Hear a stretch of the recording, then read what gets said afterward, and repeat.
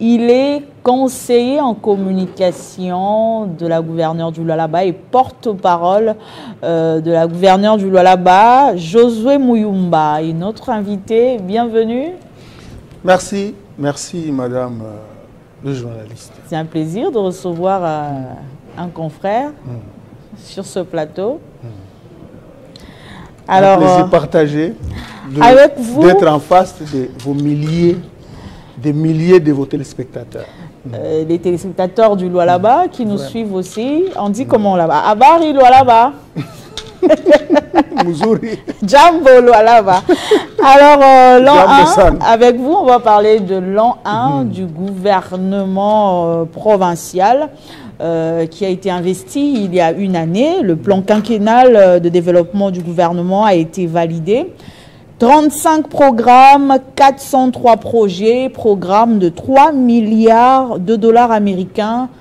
Un an après, Josué Muyumba, qu'est-ce qui a été déjà fait? En tout cas, je pense s'il faut s'attarder là-dessus, ça va nous prendre toute une semaine. Parce que la province, l'exécutif provincial, est piloté par une femme que plus d'une personne dans la province, même dans le pays, surnomme machine à production des projets, machine à transformation positive de la province du Lualaba. Donc, il y a beaucoup de projets déployés, plus de 200. Récemment, vous avez suivi. Déjà, sur les 403. La RDC existe, nous n'avons jamais assisté à l'inauguration, aux inaugurations qui fatiguent. C'était lors de la conférence, de la dernière conférence des gouverneurs. On a vu les invités épuisés des inaugurations. Inauguration, pas des petits trucs, mais inauguration des ouvrages éléphantesques d'intérêt public. C'est sur le plan des infrastructures, c'est ça? Écoles, immeubles de grande importance publique, immeubles à impact socio-économique au sein de la province. Donc c'est une province qui bouge, qui change à chaque minute parce qu'il y a la volonté. Il y a une équipe d'hommes et de femmes que Mme Marie-Thérèse Masuka Saïni a choisi et cette équipe transforme. Cette équipe ne dort presque pas. Ce n'est pas par plaisir, mais parce que les défis sont énormes. Parce que si vous voyez une province réputée scandale géologique de la RDC et même de l'Afrique, les demandes sont énormes. À l'époque, on disait, bon, on dit souvent, il faut cacher de l'argent à un Africain, il faut mettre ça dans un livre. Dans un livre. Actuellement, même si les gens ne lisent pas les livres, mais les gens sont connectés avec les nouvelles technologies de l'information et de la communication. Les gens sont sur les réseaux sociaux. Donc, tout est connu. Le Lualaba est appelé capitale mondiale du cobalt. Le Lualaba regorge d'énormes d'énormes potentialités minérales et la population est informée avec les réseaux sociaux, comme je l'ai dit. La population attend beaucoup. C'est là que vous allez voir aujourd'hui, quand, par exemple, dans une famille, les enfants sont informés que le père a beaucoup d'argent, travaille,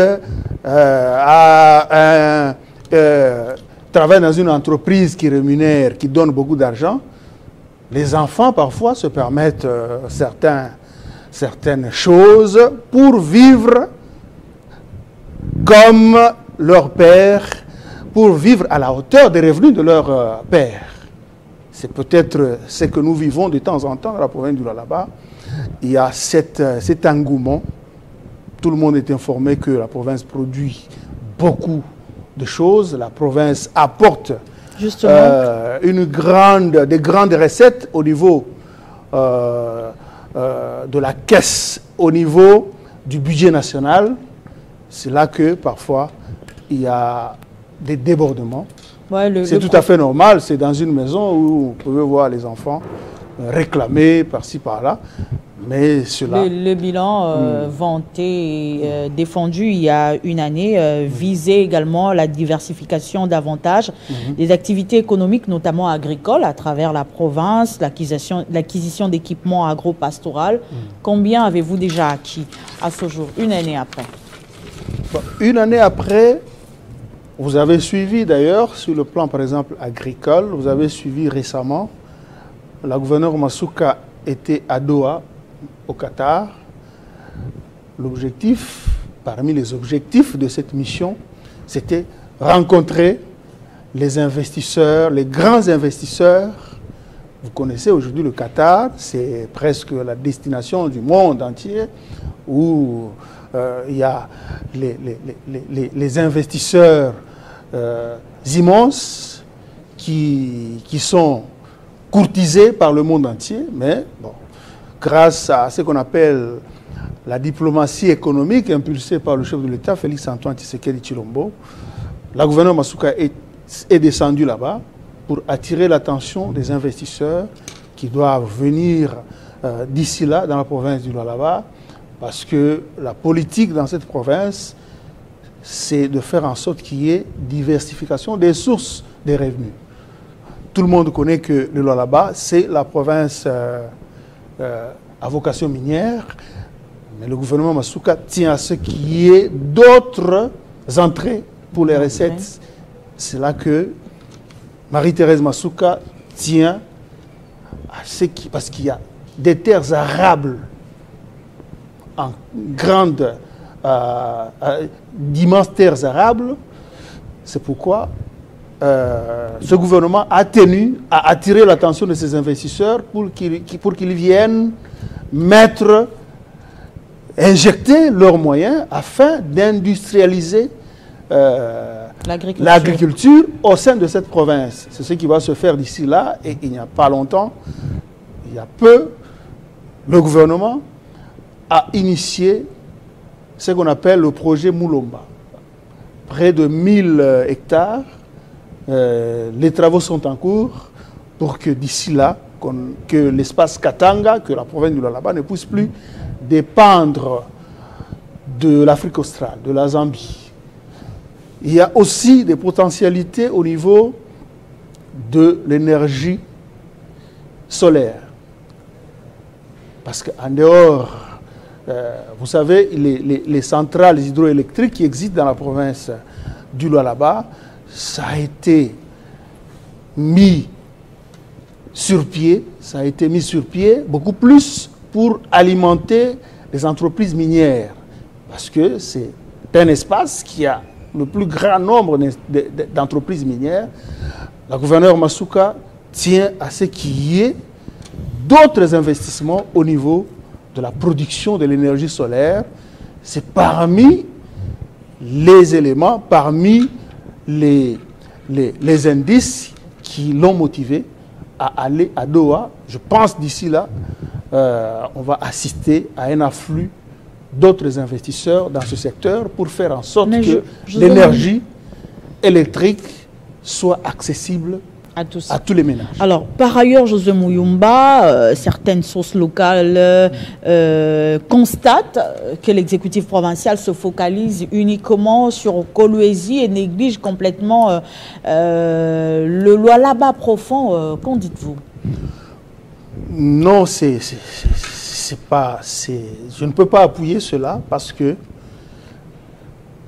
le gouvernement, parce qu'avant de commencer, même vous êtes une femme, avant de commencer à aménager l'ensemble de votre maison, vous commencez par quelque part, par exemple, au salon. Le Kolwezi, le salon. Voilà, il faut commencer quelque part, même avant de s'envoler. L'avion fait un pas, deux pas avant d'atteindre des milliers d'altitude. C'est ce que la gouverneure Masuka fait. Elle a commencé par le Lualaba. il y a beaucoup de choses qui restent à faire. Il y a beaucoup d'attentes. C'est tout à fait normal, je l'ai dit d'entrée de jeu, que c'est une province riche. La population attend beaucoup, mais ça ne peut pas se faire en un seul jour. Ça doit se faire progressivement. On ne peut pas construire, même la construction d'une toilette. Ça ne peut pas se faire par une simple claquette des doigts. Ça se fait selon un timing donné pour éviter à ce que, après la construction, que ça puisse s'effondrer comme un château de cartes. C'est pourquoi l'affaire Louis Lou qui défraye la chronique, hein, les artistes comédiens s'en mêlent. C'est ce que j'ai dit, nous sommes une province qui a beaucoup d'attentes. Quelqu'un peut s'habiller, bon, vous et moi, nous ne sommes pas vêtus en blanc. Quand vous êtes vêtu en blanc, s'il y a par exemple une tache par mégarde, il y a une tache qui tombe sur vos vêtements. Donc les gens qui vous regardent, les gens par exemple qui nous regardent, ne vont pas voir l'ensemble d'habillement en blanc. Les gens vont voir la tache noire. C'est ce que nous voyons avec la province du Lualaba actuellement. Beaucoup de choses sont faites. Il y a beaucoup de réalisations.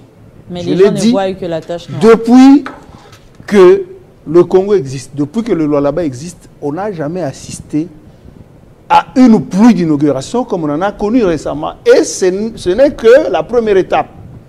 Des grands ouvrages jamais vus, jamais expérimentés. La partie là, la partie de Louis Lou, c'est moins de 10 km.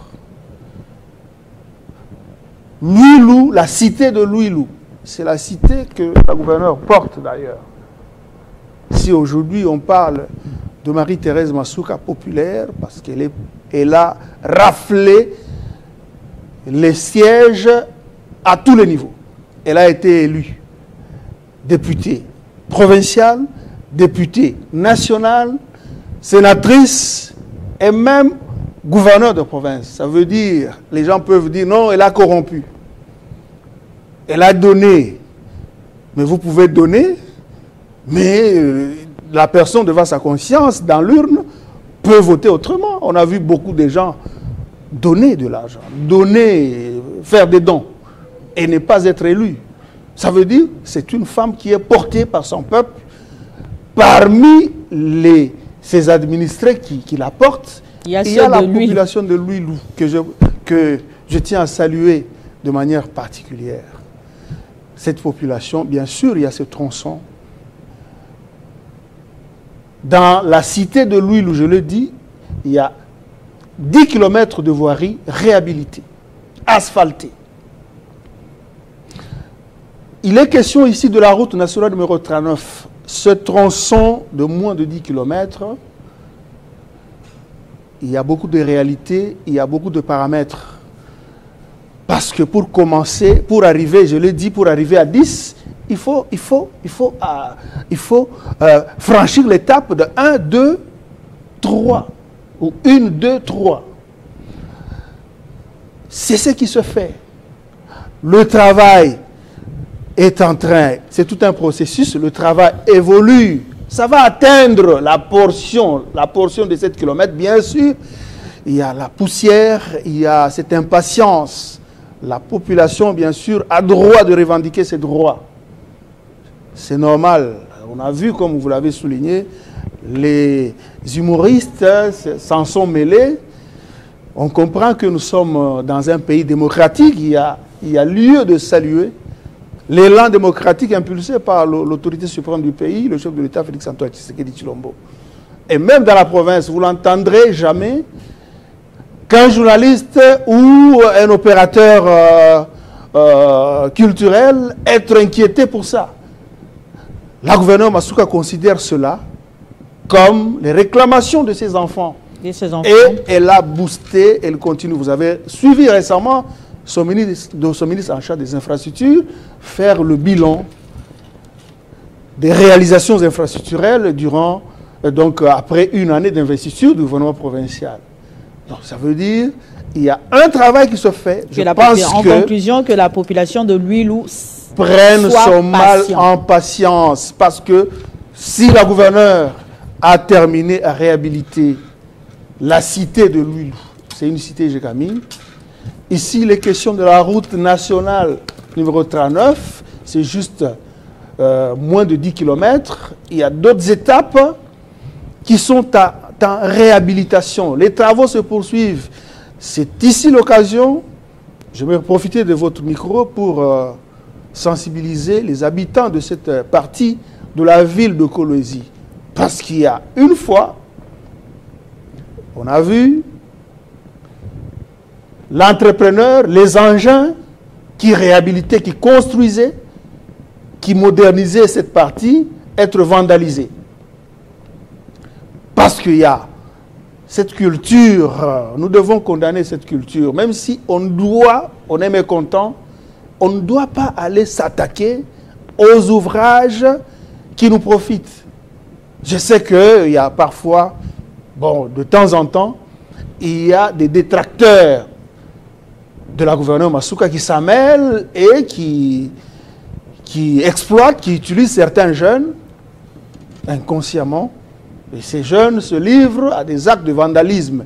Cela n'était qu'une parenthèse. Ça veut dire que ça ne peut pas décourager. Ce sont des défis à relever. J'invite cette population à ne pas se laisser manipuler par certains acteurs politiques parce qu'elle sait que Mme Marie-Thérèse Masuka la porte dans son cœur et elle continue à travailler. C'est comme un enfant, par exemple. Un enfant qui a terminé ses études aujourd'hui maternelles, primaires, secondaires, arrivé par exemple en deuxième licence, si le parent ou le père, la mère dit il est temps, par exemple, les responsables de l'établissement réclament le paiement des frais, le paiement des Minerval, et que l'enfant sorte sur la rue pour dire que non, mes parents sont irresponsables. Ils sont irresponsables, mais ils ont payé vos études jusqu'à ce que vous arriviez en deuxième licence. Donc, c'est une situation, on connaît, vous êtes mère de famille, on est père de famille, on ne peut pas en vouloir nos enfants pour ça. La gouverneure Masuka ne peut pas en vouloir ses fils et filles de l'huile pour ça, mais sachez que j'attire l'attention des fils et filles de Maman Marie-Thérèse Masuka habitant la cité de Luilou, qu'elle est préoccupée et vous allez voir d'ici là, le paradigme va changer. Au lieu que les gens vous invitent à venir voir la poussière, les gens vont vous inviter à venir admirer et vous faire photographier, comme c'est le cas actuellement avec l'échangeur routier de Kolwezi, avec l'aéroport international de Kolwezi. Alors, par ailleurs, à la clôture de la session de mars, Fifi Masuka a été plébiscité meilleur bâtisseur par l'Assemblée provinciale. Cela démontre les bonnes relations entre l'exécutif provincial et l'organe délibérant. Quel est son secret? Le secret, c'est que... parce que c'est pas pareil dans d'autres provinces. Hein? C'est ça. Donc, nous sommes dans une province animée par des personnalités musclées.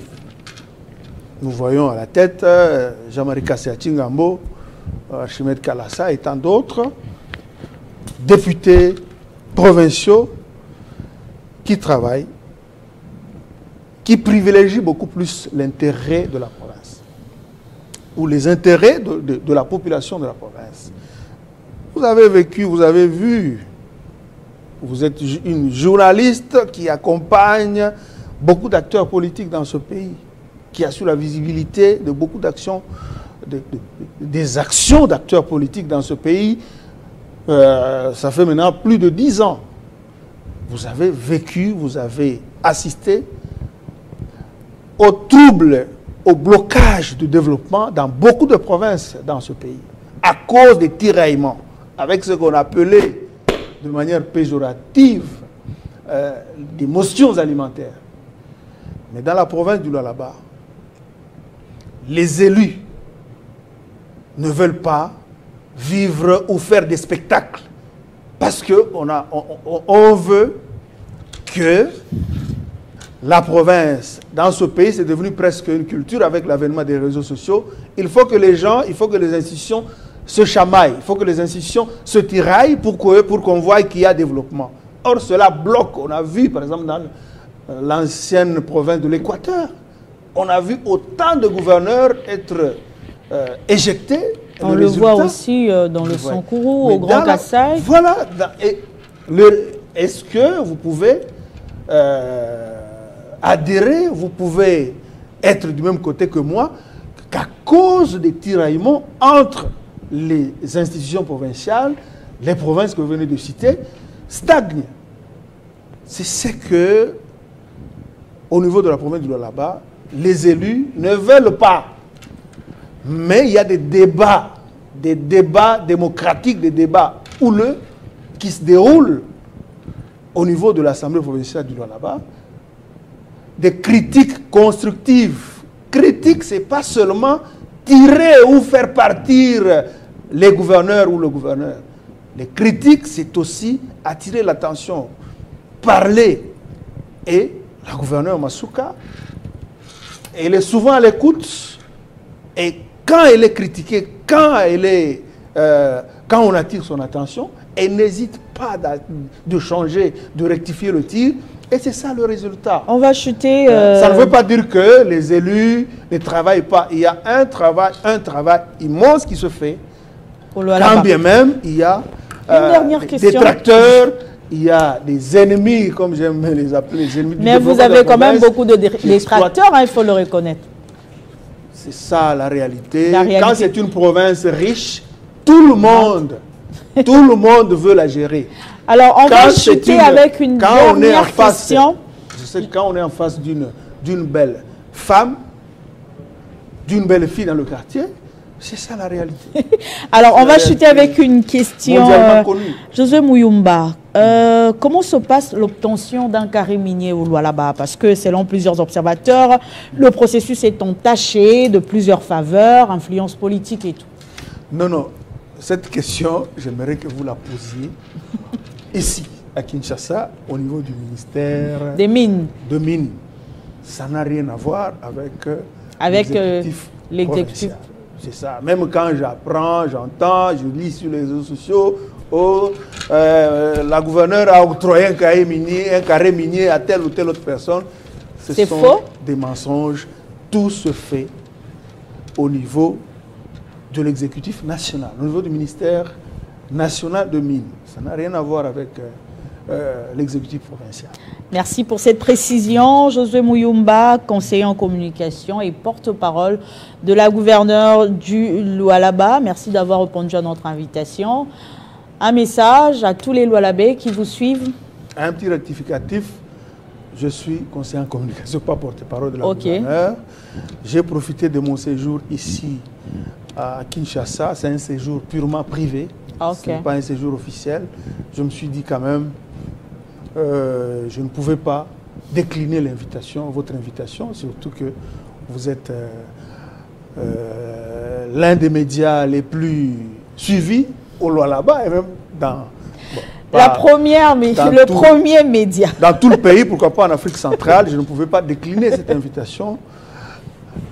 Le bref message que je peux adresser à la population du Lualaba, c'est un message de paix. Que le peuple du Lualaba ne se laisse pas distraire par des gesticulations, par des agents de l'ombre, des agents de l'obscurité qui ont commencé à combattre Mme Marie-Thérèse Masuka pendant sa période d'intérim. Pour dire que non, Azita Biweza, c'est une femme, elle ne saura pas. Comme elle a réussi à faire, vous savez, vous êtes une femme, vous savez que mais aujourd'hui, nous sommes en face d'une femme qui qui nous prouvent le contraire. Et parfois, personnellement, parfois, j'ai honte. J'ai dit, oh, mais comment une femme peut nous ridiculiser, bon, entre guillemets, comme ça? Elle nous bat à plate couture à chaque instant. Et, bon, comme c'est pour l'intérêt de la population, on ne peut que applaudir au-delà du fait qu'on se sent parfois humilié, mais on ne peut qu'applaudir quand c'est pour le bien de la communauté, que la population continue à faire confiance à l'exécutif provincial, animé par des personnalités musclées, Achille Muteteke, Roy Kaumba, et tant d'autres personnalités. Ce sont des gens consciencieux, je vous l'ai dit, qui travaillent nuit et jour pour le bonheur, pour que les richesses minières, les richesses minérales, naturelles de la province du Lualaba rencontrent la réalité de la vie de la population. Ce sont les efforts consentis nuit et jour par l'exécutif Masuka. Et je pense que si on lui laisse assez de temps, je pense qu'elle va, à Komema Poto, elle va amener l'Europe dans la province du Lualaba. Batoto à Lualaba, Batoto. Rapidement, il y a ma territoire yote tano ya Lualaba. Tuendelee kumunga mkono Mama Marie-Thérèse Masuka. Aujourd'hui, dans très peu de temps, elle va lancer les travaux de construction de la voirie au niveau de la deuxième ville, la récente deuxième ville de Kassaji. Nous sommes dans le territoire de Dilolo. Les engins sont là, le directeur de cabinet adjoint de la gouverneure, M. Kitobo, était là, et même le ministre des Infrastructures l'a souligné. Donc, 10 km de la voirie, ça n'a jamais existé depuis que le Lualaba existe. Donc, gardez votre mal en patience. Aujourd'hui, nous avons des écoles modernes dans chaque territoire, notamment l'école Kangiri dans le territoire de Lubudi, l'école Kangea dans le territoire de Muchacha, l'école d'excellence au niveau du territoire de Dilolo, et même d'ici là, 10 km dans le territoire de Sandoa, de Kapanga. Donc, les efforts sont fournis. Peuple et Lualaba, nous continuons de faire Maman Marie-Thérèse Masuka. Confiance. Il est ma kilomètre ya Luilu, tunajua munahuzunika, tunajua poussière inapita, kazi itafikia na pale. Vile munasema batu wako ba visiter poussière, mashiku kiloko batakuwa kuvisiter asphalte na mutakuwa na fura ya kujibeba mafoto juu ya bonheur yenu kwa sababu inakuwa ni droit yenu. Merci Josué Muyumba, merci d'avoir répondu à notre invitation. Merci de votre attention soutenue. Tout à l'heure, vous allez suivre la grande édition du journal avec Gaëtan Koubabourandi. Je vous retrouve très prochainement avec le même plaisir.